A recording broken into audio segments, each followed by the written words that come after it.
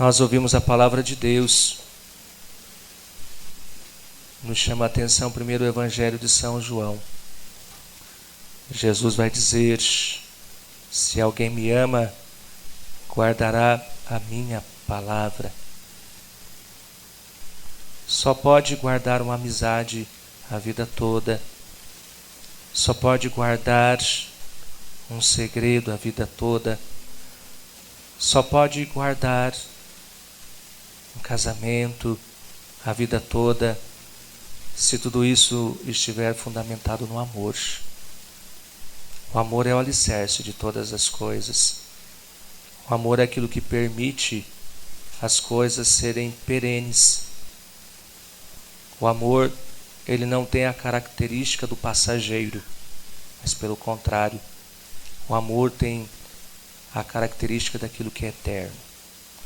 De tudo aquilo que nós vamos levar quando nós morrermos, podemos dizer assim, de tudo aquilo que a gente possa pensar que vai levar, nós só vamos levar uma coisa. Nós só vamos levar o amor. A força e a intensidade do amor que nós cultivamos enquanto estávamos peregrinos neste mundo. Então o amor, ele é a base de todas as coisas. O amor, ele é o fundamento de todas as coisas. Por isso que Jesus fala: se alguém me ama, guardará a minha palavra.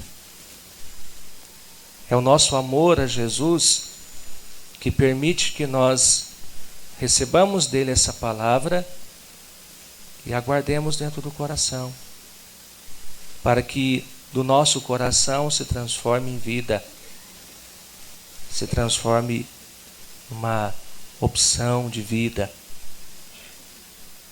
O amor gera a fidelidade. Quem ama é fiel. Então o convite de Jesus é para que guardemos a sua palavra, mas essa palavra fruto de uma relação de amor que nós temos com Ele, que nós vamos construindo com Ele, porque é a garantia da nossa fidelidade a essa palavra. Porque é a garantia de que nós vamos viver fielmente tudo aquilo que a palavra de Jesus nos ensina. Senão, a gente pode ser conhecedor dessa palavra, mas não viver essa palavra na intensidade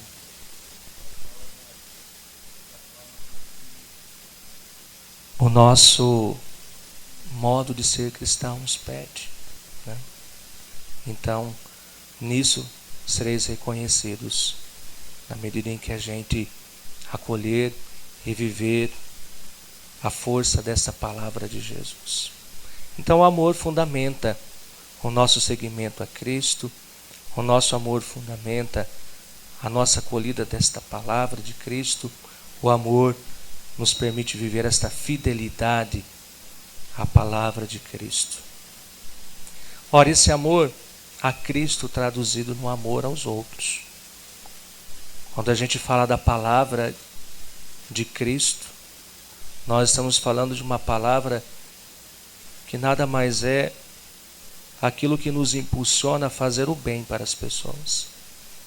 Se pudéssemos resumir, numa linguagem bem simples, tudo aquilo que Jesus ensinou, a gente pode dizer assim: o que Jesus nos ensina é fazer o bem para as pessoas. Ele mesmo passou por esse mundo fazendo o bem. Então, fazer o bem para as pessoas e evitar tudo aquilo que não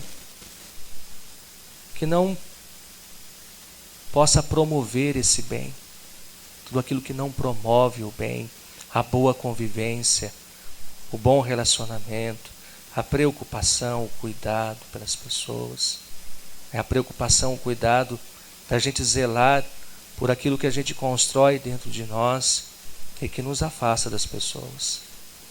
Então, quem tem no coração o desejo de fazer o bem é sempre alguém que procura estar perto, que procura estar próximo dos outros, que procura estar perto que procura estar próximo das pessoas. Então, o contrário do amor é o desamor. E a gente pode ser corrompidos pelo desamor.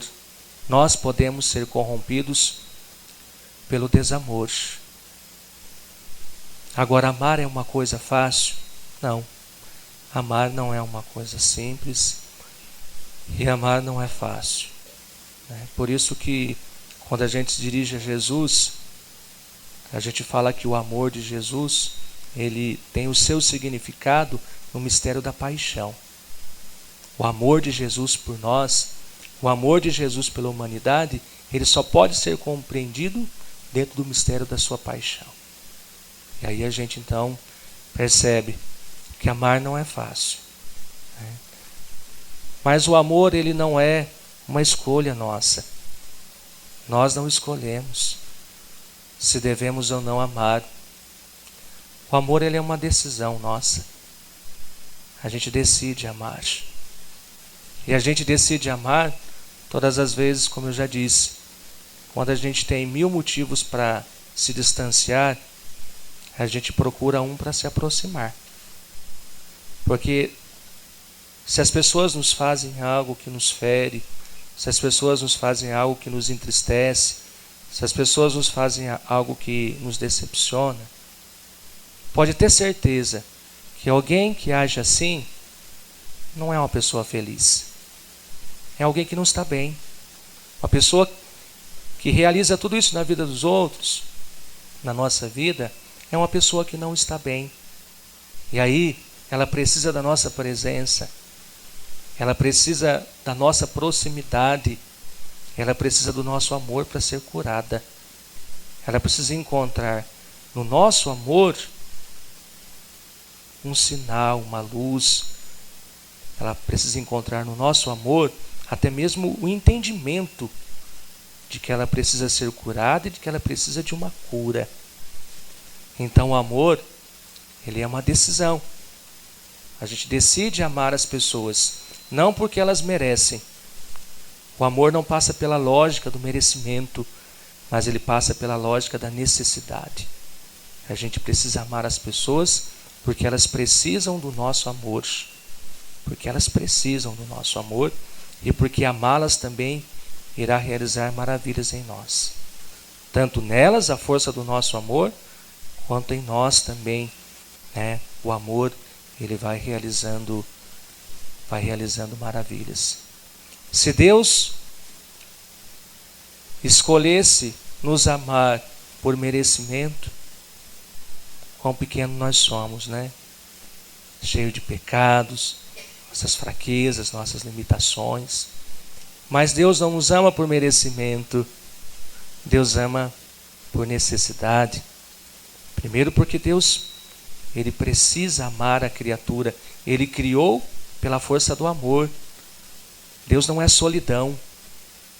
E se ele é amor, então ele é criador, porque ele precisa amar, e para amar ele nos criou. Deus ama as suas criaturas. Agora, ele não ama as suas criaturas por merecimento, como disse. Se nós fôssemos ser amados por Deus pelo merecimento, não, Deus ama pela necessidade. Ele necessita amar e ele também sabe que nós precisamos ser amados por ele. Ele sabe que é na força do seu amor que nós vamos, ao longo da nossa vida, amadurecendo. É pela fé, porque fé é isso, É à medida que a gente mergulha no mistério do amor de Deus, compreendendo Deus pela experiência pessoal e pela experiência com a sua palavra. Então ele sabe que a gente amadurece com o seu amor e que só ele nos amando, que o processo da nossa vida vai nos permitindo buscar nele algumas curas que eu vou dizer para vocês, a gente só encontra no amor de Deus. Cura de sentimentos, cura de traumas, curas que estão em nós, e vocês talvez já saibam disso, que nem muitos anos de terapia pôde curar, que nem muitos anos de psicólogo, que nem remédio de psiquiatra curou, mas que por uma experiência no amor de Deus, quantas curas aconteceram, né? Curas afetivas, emocionais, cura de relacionamentos. Nós ouvimos hoje aqui, né, no testemunho, também na palavra pregada, o quanto Deus realizou, né? Então quem veio aqui é porque viveu, porque vive essa experiência de ser amado por Deus. E não que esteja totalmente curado, porque a gente nunca está totalmente curado. A gente vai ser curado totalmente lá, quando a gente se encontrar com Ele, né? Aí a misericórdia de Deus vai ser derramada sobre nós, e então nós vamos deixar de ter tudo isso aqui.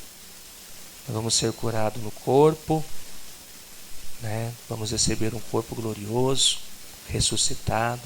Vamos ser curados no nosso consciente, no nosso inconsciente, e vamos estar diante de Deus conforme Ele quis nos criar, né? E vamos receber dele essa maravilha tão bonita que é a plenitude da vida, a vida curada de todas as dores e traumas e situações e realidades que a gente vive hoje, né? Mas nós estamos a caminho. Então a força do amor, o amor não é uma escolha minha, mas o amor é uma decisão. E eu amo porque as pessoas precisam do meu amor. Geralmente quem cria desamor, como já disse, é alguém que não está bem. Quem gera desamor, geralmente é alguém que não está bem, precisa do nosso amor.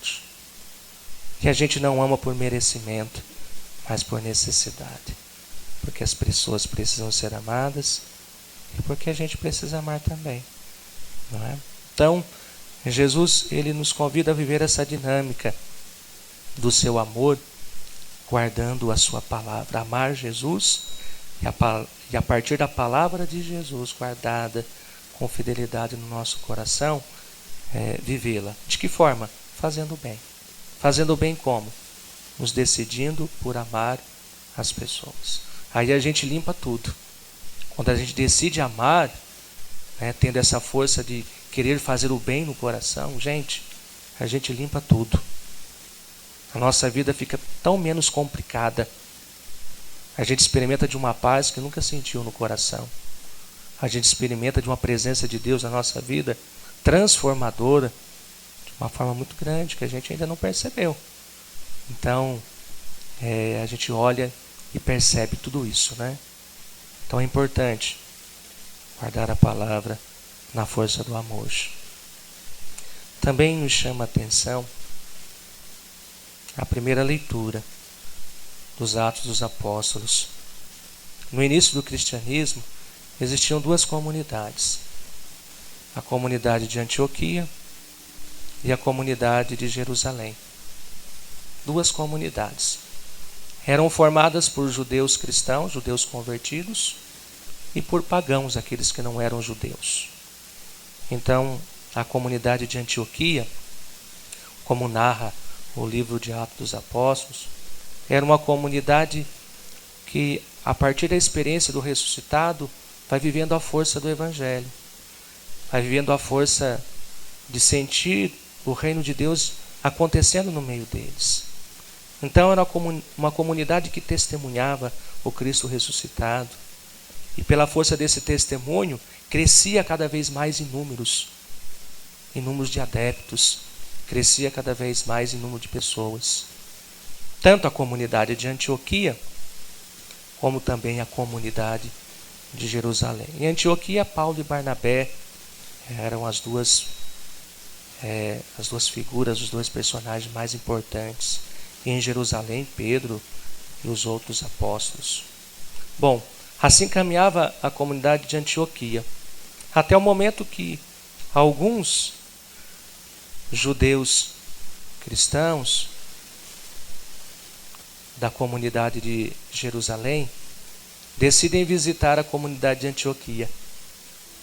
E eles vão lá e levam uma mensagem que cria a maior confusão, né? Eles retrocedem. Eram judeus cristãos, judeus convertidos, mas retrocedem para a lei de Moisés. Então eles vão à comunidade de Antioquia e vão dizer assim: vós não podereis salvar-vos se não fordes circuncidados, como ordena a lei de Moisés. É um retrocesso. Volta ao judaísmo, né? E a comunidade era uma comunidade cristã, né? Formada por essas pessoas que eu disse. Então se constrói uma grande confusão. Paulo e Barnabé, os que zelavam pela comunidade de Antioquia, vai discutir. Não, nós não temos que viver a lei de Moisés. Nós temos que viver a lei de Cristo.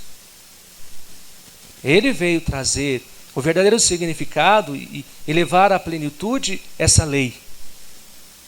A nossa lei é Cristo. É a Ele que nós seguimos. Mas a confusão não se resolve ali. Paulo e Barnabé não dão conta de resolver toda aquela confusão. Eles vão então para Jerusalém. Vão procurar Pedro, os outros apóstolos, os anciãos, e vão levar a questão. Então Pedro ouve a questão e ele confirma o que Paulo e Barnabé diz. Não, a nossa lei é Cristo. Eles então escrevem uma carta. E mandam 2 pessoas de autoridade, de palavra da comunidade de Jerusalém para acompanhar Paulo e Barnabé e levar essa mensagem para a comunidade, para resolver toda a questão. Então eles levam a carta, levam a palavra de autoridade e a palavra de ordem de Pedro. Então sim, a partir dessa palavra, retoma a caminhada da comunidade, resolve-se o problema e fica certo então que de fato não era obrigado ser circuncidado, não se vive a lei de Moisés como vivia, mas é a lei de Moisés, a lei de Cristo. Cristo interpretando, dando um novo significado, uma nova interpretação à lei de Moisés. O que essa leitura pode nos iluminar? Eu penso que nós somos cercados somos muito cercados por palavras. A nossa vida é cercada por palavras. Palavras boas e palavras ruins. Não é verdade? Então eu tenho certeza que você já viveu a mesma experiência que a comunidade de Antioquia. A experiência de uma palavra que entrou na sua vida e criou uma grande situação de confusão. Uma palavra que gerou uma situação de confusão. E podemos até ser um pouquinho mais ousados. Talvez até você mesmo. E acredito que em algum momento da nossa vida, todos nós fomos portadores de uma palavra que gerou sempre um mal-entendido, que gerou sempre uma confusão. Diante disso, qual deve ser a nossa atitude? Eu penso que vigiar. A nossa atitude é a de vigiar. Vigiar para que a gente tenha um bom discernimento de qual palavra a gente deve permitir que entre na nossa vida. Vigiar e ter o bom discernimento de saber qual é a palavra que nós vamos dizer. Qual é a conversa que a gente vai estimular. Qual é a palavra que a gente vai lançar. Ter esse discernimento da palavra boa e da palavra ruim. Como que a gente identifica uma palavra boa de uma palavra ruim? É muito simples. Muito simples. A palavra boa é aquela palavra que coloca ordem nas coisas. Essa foi a palavra de Pedro. Quando ele envia a carta para a comunidade de Antioquia e envia também Judas, chamado Barsabas e Silas. Então a palavra de Pedro é uma palavra de ordem. A palavra boa é aquela palavra que coloca ordem nas coisas. É aquela pessoa que chega num lugar e a palavra dela acalma todas as situações. E muitas vezes uma palavra silenciosa. E muitas vezes nem muitas palavras, em poucas palavras. A palavra boa é aquela que gera bons sentimentos. A palavra boa é que leva as pessoas a pensarem e tomarem atitudes de sabedoria. Essa é a palavra boa. A palavra ruim é o contrário. É o que aconteceu na comunidade de Antioquia. A palavra ruim é aquela que divide, aquela que separa, aquela que traz confusão. A palavra ruim é aquela que gera mau sentimento no coração das pessoas. Essa é uma palavra ruim. Né? E a nossa vida, a nossa família, a nossa casa, quanto a gente percebe, né? Que tem entrado de palavras ruins. Uma fofoca, uma mentira, uma maldade. A gente olha isso e vê isso dentro da nossa própria família. A gente vê isso dentro da nossa casa. E a gente vê isso nos lugares que a gente participa, que a gente frequenta, até na própria comunidade. Então, a melhor atitude é essa: vigiar e discernir qual palavra eu devo permitir que entre na minha vida e qual palavra que eu vou lançar. Tem aquele pensamento que diz assim: quando eu fecho a minha boca, o mundo vai sendo construído à minha volta. E ele será melhor ou pior, dependendo da palavra que eu disser. Dependendo da palavra que eu lançar. Então, amados, celebrando hoje o 6º domingo da Páscoa, é a liturgia nossa de hoje, iluminados pela palavra de Deus, que a gente possa guardar no nosso coração isso, A força do amor. Só tem sentido a vida se for para amar. Quem não descobre o que é amor vai ser sempre alguém doente. E doente, eu não digo só emocionalmente, não. Fisicamente. Doente psicologicamente. Descobrir a força que tem o amor na nossa vida. Mas viver esse amor. No nosso perdão. Perdoar as pessoas. Fomos ofendidos, fomos humilhados, fomos traídos, decepcionados. Qual é a atitude que geralmente a gente toma? Ou a gente procura um jeito de revidar isso, e revidar vai aumentar a nossa revolta, ou a gente passa pelas pessoas, vira a cara, desvia o olhar, a gente fica programando para não se encontrar nos lugares com as pessoas, para não ter que enfrentá-las, para não ter que ficar diante delas. Então isso só nos deixa cada vez mais pobres de espírito. Isso só empobrece cada vez mais o nosso espírito e a nossa alma. E alma é força. Se a nossa alma está pobre, se a nossa alma está doente, a gente não tem ânimo para nada. A alma é ânimo, é sopro de vida. Então, talvez você esteja vivendo essa experiência, E aí você pode até fechar os seus olhos para pensar um pouquinho nisso. Talvez você esteja vivendo essa experiência de sentir-se com a alma fraca, desanimado, com a alma fraca, desanimado. Eu acho que é o momento da gente pedir ao Senhor que Ele venha soprar o seu Espírito Santo e nos fazer compreender coisas que a gente não consegue compreender pela nossa humanidade.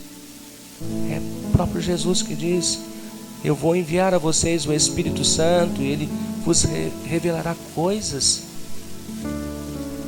que até mesmo o próprio Jesus não disse. Ele ensinará. Então é o Espírito que revela, é o Espírito que nos ensina. Pela nossa humanidade a gente não consegue, a gente não dá conta. Pelos nossos sentimentos, a gente é confundido.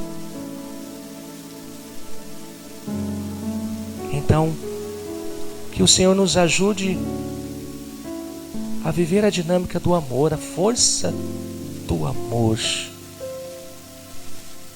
E que tudo aquilo que esteja em nós,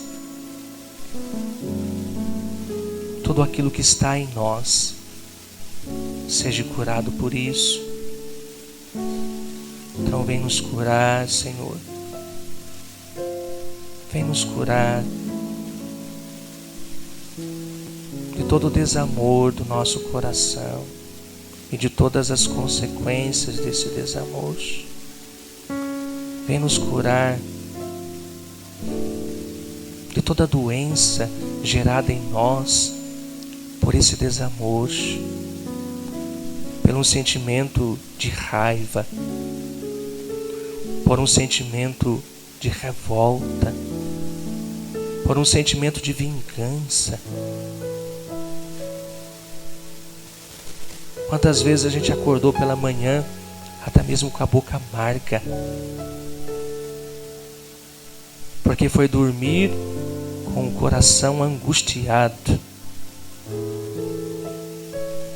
E quantas vezes a gente passou o dia e nem percebeu que aquele dia passou, porque a nossa cabeça, a nossa mente estava arquitetando, estava pensando, estava presa, ressentida em fatos e acontecimentos. Quantas coisas nós perdemos porque a gente se entrega ao desamor. Mas hoje a gente quer viver essa experiência do amor, concluindo essa tarde, esse dia. Nós queremos levar no nosso coração toda essa vontade, essa decisão de amar. Eu vou amar, eu quero amar. Nada, nenhuma situação, nada, nenhum sentimento vai me impedir de fazer a experiência tão bonita do amor, que abre, que limpa. Esse amor que é o desejo de fazer o bem no meu coração. Não quero mais, eu renuncio toda e qualquer forma de maldade, tudo aquilo que eu já pratiquei e tudo aquilo que eu tenho ainda dentro de mim, toda aquela maldade que ainda está presente dentro de mim, eu não quero, eu renuncio tudo isso, para que as coisas se limpem, para que eu tenha vontade de fazer o bem, e esse bem limpe tudo que está escuro, tudo que está manchado, tudo que está borrado na minha vida e nos meus relacionamentos. Senhor, nos dá a graça da sabedoria da palavra. Sim. Voltamos para casa. O que nós vamos dizer lá em casa? Nós pedimos licença para aqueles que nós amamos. Nós pedimos licença para as pessoas lá da nossa casa. Nós talvez até trocamos um dia de serviço. Nós deixamos alguém no nosso lugar. E quando voltarmos, diante de tudo isso que a gente se propôs, diante de todas estas licenças que nós pedimos para estarmos aqui, diante de todas essas convenções para estarmos aqui, quando voltarmos, qual é a palavra que nós vamos dizer? Qual é a palavra que vamos levar no nosso coração? Dizia na oração à tarde, quando colocarmos os pés no portão da nossa casa. Qual é a palavra que a gente tem preparado na boca, que a gente vai pronunciar? Qual é a palavra? Senhor, nos dá-nos a sabedoria da palavra, a palavra boa, a palavra que aquieta, como Jesus. Cessa o vento, acalma a tempestade. Que a nossa palavra tenha essa força, essa ordem, uma palavra de ordem, uma palavra que nos mergulha no mistério, o mistério da fé, de alguém que é capaz de chegar e dizer com toda a autoridade: cessa, acabou. A partir de hoje vai ser diferente. Eu não quero mais assim. O inimigo não vai ter mais força, não vai ter mais poder sobre a minha vida. Ele não vai mais me enganar. Cessa toda palavra maldita. Cessa todo palavrão, cessa toda mentira, cessa toda má palavra, toda palavra construída pelo inimigo e colocada na nossa boca, no nosso coração. Cessa toda essa palavra. Que venha uma palavra de ordem, uma palavra que venha trazer paz para o nosso coração, que venha trazer paz para a nossa vida e que venha trazer a ordem aonde talvez já esteja tão confusa as coisas, aonde todo mundo já está desanimado, aonde todo mundo já está ferido, aonde todo mundo está machucado. Cessa a palavra, cessa essa palavra maldita. Estabeleça uma palavra de ordem, uma palavra da sabedoria, uma palavra de ciência, que se estabeleça de novo a ordem, que se estabeleça a ordem de Cristo na nossa casa, que se estabeleça a ordem de Cristo nos nossos relacionamentos, que se estabeleça a ordem do Senhor e tudo seja reconstruído, e toda a perturbação, a arquitetação do inimigo, isso caia por terra, que não haja mais confusão, que não haja mais confusão. Desarmamos o inimigo, quebramos essa corrente, essa ligação, que talvez tenhamos trazido de tantos e tantos e tantos anos, e até mesmo de outros da nossa família, talvez seja até mesmo hereditário. Com facilidade você diz um palavrão, com facilidade você perde a sua paciência e você destempera, desorganiza, perturba tudo. Cessa essa palavra, cessa, está rompido toda essa corrente, toda essa herança hereditária. Cessa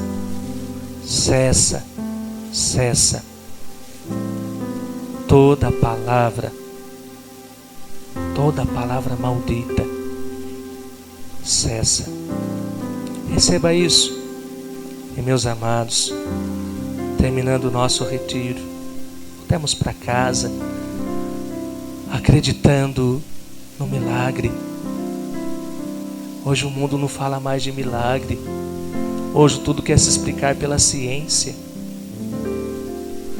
Hoje as pessoas não falam mais do sobrenatural, não tocam mais o sobrenatural de Deus, como os homens da Bíblia, como os homens de Deus, como só eles tocaram no sobrenatural de Deus.